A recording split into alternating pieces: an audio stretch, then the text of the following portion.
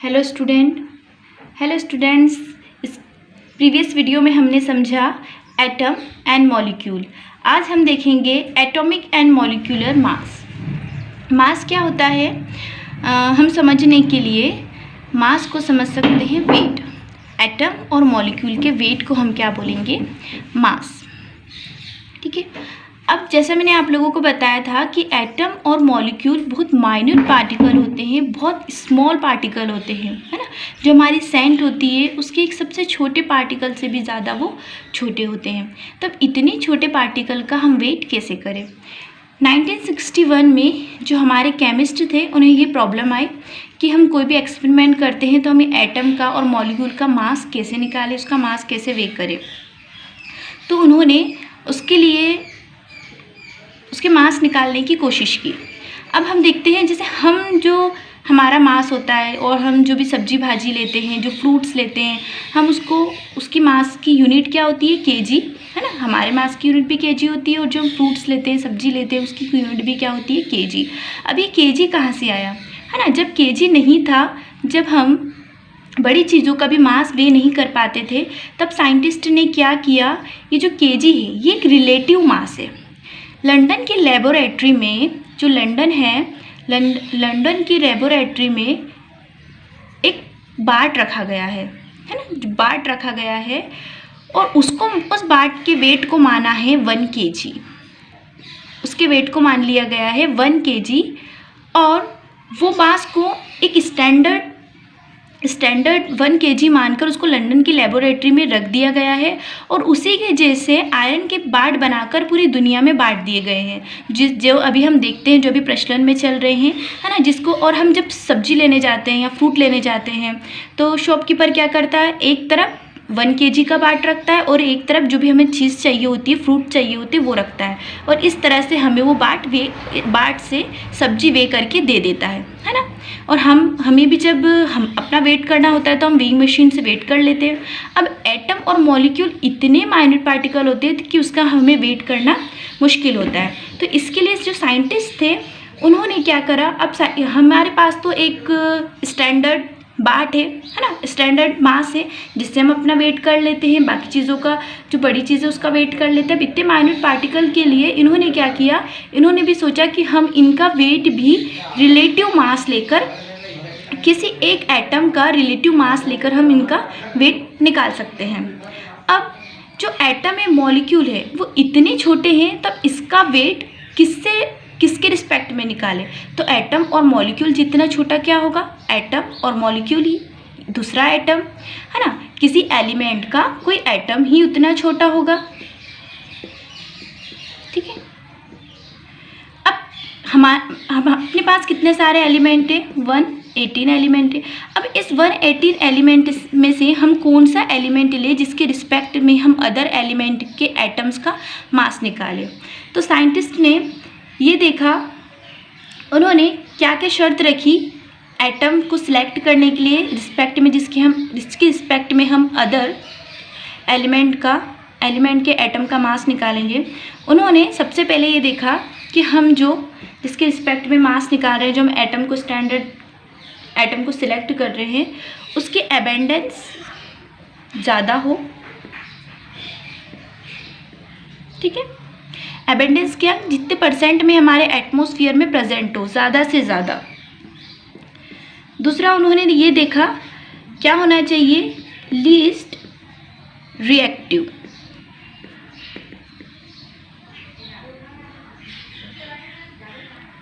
Least reactive होना चाहिए। Least reactive मतलब ज़्यादा रिएक्टिव नहीं होना चाहिए। अगर ज़्यादा रिएक्टिव रहेगा तो हम उसका वेट करने जाएंगे, उतने ही में वो किसी और पार्टिकल से और एटम से रिएक्ट कर क्या कोई दूसरा मॉलिक्यूल बना लेगा। इसलिए ऐसा एटम होना चाहिए जो ज़्यादा लीस्ट रिएक्टिव ना हो।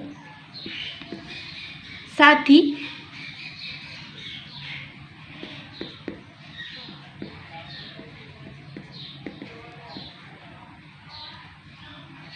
ना तो हमारा जो एटम ले रहे हैं ना तो वो लीस्ट रिएक्टिव होना चाहिए, ना तो मोस्ट रिएक्टिव होना चाहिए।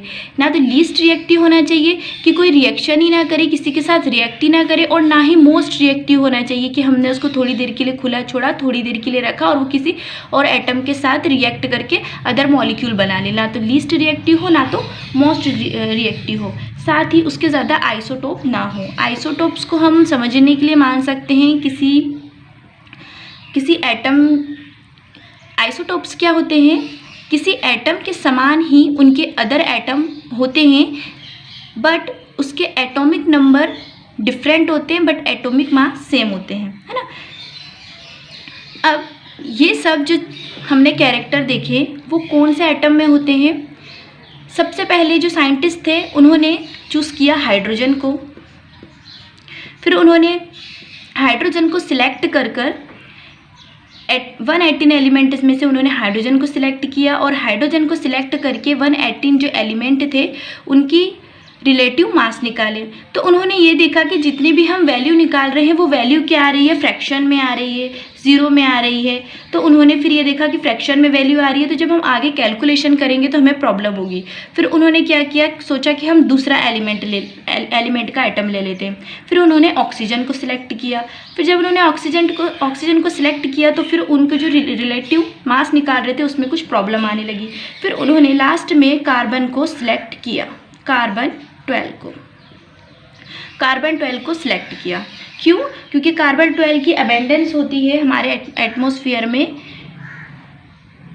18-90%, और ये ना तो लीस्ट रिएक्टिव होता है ना ही ये मोस्ट रिएक्टिव होता है। और जब इसको सिलेक्ट किया गया था तब इसके आइसोटोप्स जो थे, जब इसके आइसोटोप्स है वो तब डिस्कवर नहीं किए थे, तब इसके आइसोटोप्स भी नहीं थे, और अभी भी इसके बहुत कम आइसोटोप्स होते हैं। इसलिए हम इसको रिलेटिव मास के लिए, रिलेटिव मास निकालने के लिए हम इसको सिलेक्ट कर सकते हैं। देन हमने कार्बन 12 को सिलेक्ट कर लिया। अब इसकी रिस्पेक्ट में, इसके रिस्पेक्ट में हम जितने 118 एलिमेंट है इसकी रिस्पेक्ट में हम उनका मास निकालते हैं, एटॉमिक एंड मॉलिक्यूलर मास हम उसका काउंट करते हैं, है ना। कि कार्बन 12 एटम से जो हमारा अदर एलिमेंट है उसका एटम कितने टाइम हैवियर है ना, कितने ज़्यादा हैवी है उससे।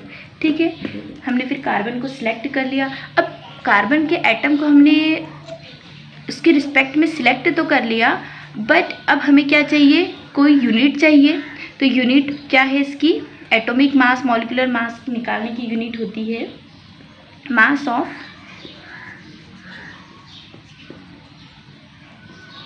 Any atom, AMU। किस में निकालते हैं हम, AMU, एटॉमिक मास यूनिट। क्या बोलेंगे इसको, एटॉमिक मास यूनिट।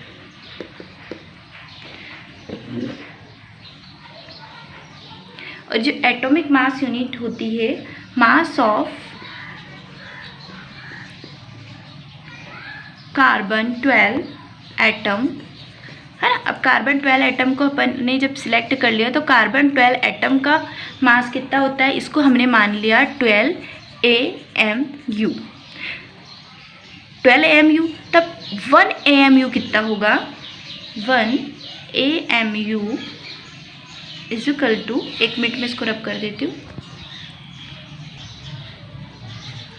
ये मैंने इसको क्लियरली लिख दिया है, मास ऑफ एनी एटम।